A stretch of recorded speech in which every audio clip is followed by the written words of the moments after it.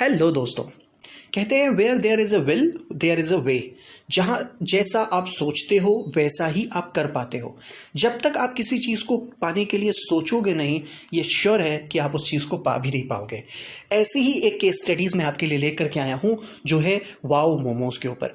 क्या कभी किसी ने सोचा था कि छोटा सा स्टूडेंट जो जस्ट ग्रेजुएट था, जिसकी पढ़ाई भी बहुत अच्छी नहीं थी, जो मैथमेटिक्स में बहुत वीक था, जिसको ये श्योर था कि मैं आगे चल के शायद एमबीए कभी नहीं कर पाऊंगा, मैं अच्छे कॉलेज से कैट क्वालिफाई नहीं कर पाऊंगा जिससे मुझे बहुत अच्छा कॉलेज मिले, मैं अच्छे कॉलेज में एडमिशन लूँ, जिसको ये बहुत श्योर था, अगर वो भी इस तरीके से हार के बैठ जाता जैसे आजकल के बच्चे हार के बैठ जाते हैं, तो शायद वो भी आज हम में से कोई एक होता।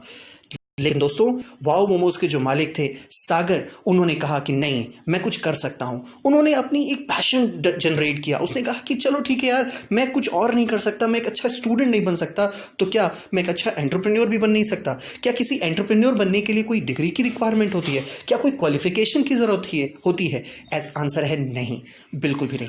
तो आइए स्टार्ट करते हैं और दिखाते हैं हम आपको कि आखिर कैसे एक छोटे से बच्चे ने, यानी कि एक ग्रेजुएट ने, वाओ मोमोज की एक बड़ी सी इंडस्ट्री डेवलप कर दी।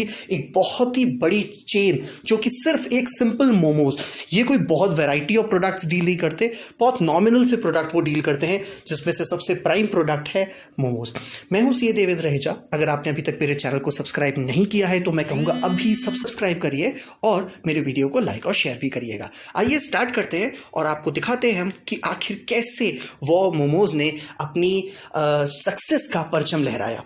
मैं आपको सबसे पहले बता दूं कि जो इनके ओनर हैं वो है सागर दरियानी और विनोद हेमुगाई। सागर जो हैं वो एक सिंधी फैमिली को बिलोंग करते हैं और ये बहुत मिडिल क्लास फैमिली को बिलोंग करते हैं।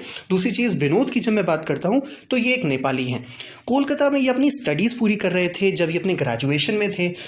इनके बहुत अच्छे नंबर्स भी नहीं आते थे, एक बहुत मॉडरेट लेवल के स्टूडेंट हुआ करते थे। ये खूब कोशिश कर रहे थे कि कहीं मेरे को कैट में अच्छे मार्क्स आ जाए और मैं एमबीए क्वालिफाई कर पाऊँ। लेकिन ग्रेजुएशन में ही इनको रियलाइज़ हो गया था कि इनकी मैथ्स बहुत वीक है और इनको नहीं लग रहा था कि ये किसी अच्छे एमबीए कॉलेज में एडमिशन ले पाएंगे। तो इन्होंने सोचा कि क्यों ना कुछ अच्छा काम किया जाए।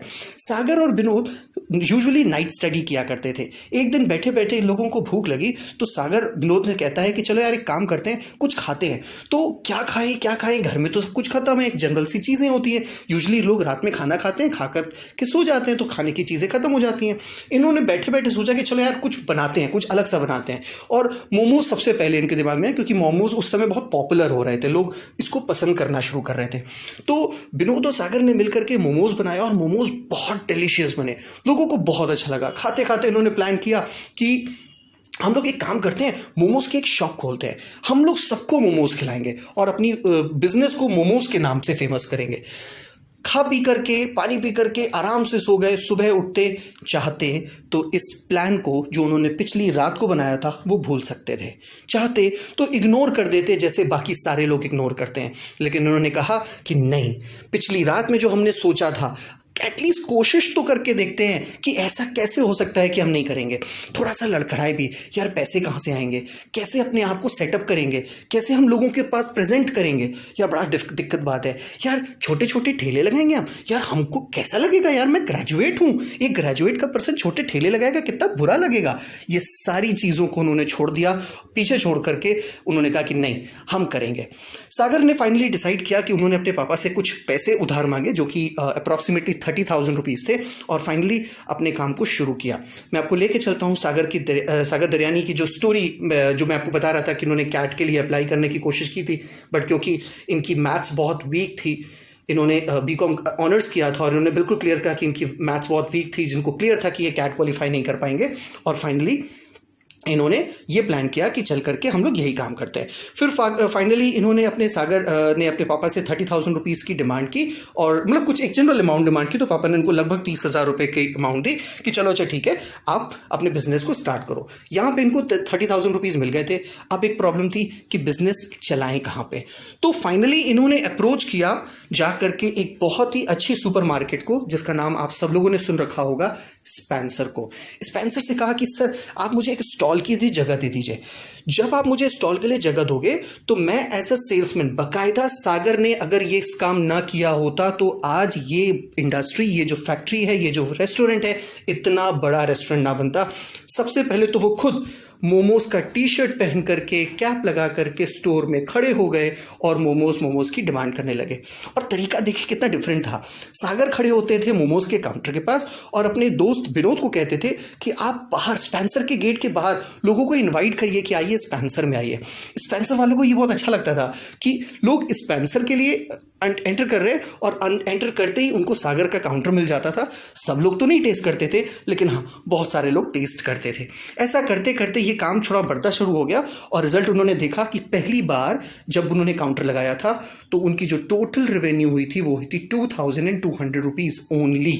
ध्यान से सुनिएगा, मैं यहाँ पे ये बिल्कुल नहीं कह रहा हूँ कि 2200 करोड़ रुपीज़, मैं कह रहा हूँ 2200 रुपीज़। एक छोटी सी अमाउंट से भी ये बहुत सेटिस्फाइड होते हैं। पूरा महीना मन लगा के काम करते हैं और फाइनली इनकी जो टोटल रेवेन्यू होती है, मैं ध्यान रखिएगा मैं प्रॉफिट की बात नहीं कर रहा हूँ, मैं रेवेन्यू की बात कर रहा हूँ। रेवेन्यू का मतलब होता है टोटल कितने रुपए की बिचौली हुई है। टोटल इन्होंने 53,000 रुपीज़ की बिचौली की थी। टोटल 53,000 रुपीज़ के इन्होंने मोमोज बेचे थे। इन्होंने हार नहीं मानी। इन्होंने कहा ठीक है हम और करेंगे, बहुत डेवलप करेंगे, ये 53,000 भी मेरे लिए बहुत बड़े हैं। और फाइनली इन्होंने और मेहनत करना शुरू की। अब ज़रूरत थी चीज़ों को अरेंज करने की। तो सागर ने कहा कि यार बहुत पढ़ाई में अपने टाइम वेस्ट कर लिया, अब बिजनेस को ग्रो करेंगे। सुबह 5:30 बजे उठ जाता था, 5:30 बजे जा करके सारी चीज़ों को अरेंज करता था। 10 बजे तक सारी चीज़ें फिट एंड फाइन हो जाती थी और स्पेंसर के काउंटर पे जाके खड़ा हो जाता था।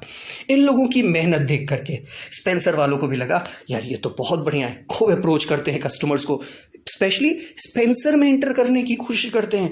स्पेंसर में जो कस्टमर आता है, कई बार स्पेंसर में भी कोई चीज़ खरीद लेता है। इनकी लगन, इनकी मेहनत को देख करके स्पेंसर वाले भी खुश हो जाते हैं और स्पेंसर वाले इनको ऑफर करते हैं सेकंड स्टोर के लिए, अपने ही सेकंड स्टोर के लिए, जो कि एक इनका आउटलेट था जो बहुत ही पॉश इलाके में वो आउटलेट था। और फाइनली इनको वो आउटलेट भी मिल जाता है। लेकिन अब ज़रूरत थी कि और ज़्यादा रेवेन्यू क्रिएट करने की। अब ज़रूरत थी कि एक अच्छा शेफ़ रखने की। मैं आपको बताऊं कि इन दोनों ने अपने शेफ़ के लिए क्या किया। जिस शेफ़ को इन्होंने हायर किया था उनका नाम था राम जी। वो ऑलरेडी कहीं वर्क करता था, तो इन्होंने ये डिसाइड किया कि क्यों ना इनको हम पार्ट टाइम के लिए बुलाएं। अब ये पार्ट टाइम के लिए आता था, इनके लिए जो भी हेल्प कर सकता था वो करता था और उसके लिए इनको 3,000 रुपीज़ दिए जाते थे। राम जी को मिलते थे 3,000 रुपीज़। आज राम जी इनके टीम का एक बेस्ट मेंबर की तरह वर्क कर रहा है क्योंकि वो उनको बहुत सपोर्ट करता था। आज उसकी सैलरी है 1,20,000 रुपीज़ पर मंथ। सोचो 3,000 रुपये की सैलरी मिलती थी, पार्ट टाइम काम करता था। मन से, लगन से राम जी ने इन लोगों का सपोर्ट किया और आज सिचुएशन ये है कि ये 1,20,000 रुपीज़ पर एनम की मंथली पर मंथ की इनकी जनरेट होती है, मतलब इनको सैलरी मिलती है। सिचुएशन ये है कि जैसे ही इनका सेकंड काउंटर खुला था, इनकी जो रेवेन्यू थी वो 50,000, नियरली 50,000 से बढ़ करके 9 लाख रुपीज़ हो गई थी। अब इनकी डिमांड बढ़ने लगी, अब इनकी रेपुटेशन बढ़ने लगी। इन सबको ध्यान में देते हुए अब इन्होंने प्लान किया कि बड़ी बड़ी दूसरी ऑर्गेनाइजेशंस को भी हम अप्रोच करेंगे कि मुझे अपनी काउंटर लगाने की परमिशन दे। फाइनली इन्होंने बिग बाजार, पैंटलून और बहुत सारी जगहों पे अपने कियोस्क लगाने की बात की। आज आप बिलीव करो इनके 130 आउटलेट्स हैं, 9 सिटीज़ के अंदर ये वर्क कर रहे हैं, 1600 एम्प्लॉयज़ के साथ ये वर्क कर रहे हैं, इंडोर और आउटडोर सारी चीज़ें मिला करके। मैंने एक चीज़ इसकी स्टडी में नोटिस की, वो क्या थी? वो थी इनका लगन, इनकी मेहनत, इनकी पॉजिटिविटी कि उन्होंने कभी हार नहीं मानी। 1,000 2,000 भी हमें लगता है कि यार बस सिर्फ 2,000 रुपये, लेकिन इन्होंने उस 2,000 को एक अच्छे एक्सप्रेशन के साथ दिया। 2,000 रुपये, दैट मीन्स कि हमको लोग पसंद कर रहे हैं। और उस 2,000 को उन्होंने 53,000 पे भी कन्वर्ट किया और उसको 9 लाख रुपीज़ में भी कन्वर्ट किया। जिस स्टाफ को ये 3,000 की सैलरी देते थे पार्ट टाइम काम कराने के लिए, आज उसको 1,20,000 रुपीज़ पर मंथ की सैलरी दे रहे हैं। तो अपनी लगन से इन्होंने अपनी बात को प्रूव भी किया और मुझे लगता है आप लोगों को भी बहुत मोटिवेट किया होगा इस केस स्टडी ने। मेरे चैनल को सब्सक्राइब करिए, मैं आने वाले समय में बहुत अच्छी अच्छी केस स्टडीज़ लाऊंगा जो आपके लिए नॉलेज के लिए भी बहुत इंपॉर्टेंट होगी और आपकी स्टडीज़ के लिए भी बहुत इंपॉर्टेंट होगी। Thank you for watching this video. Have a nice day.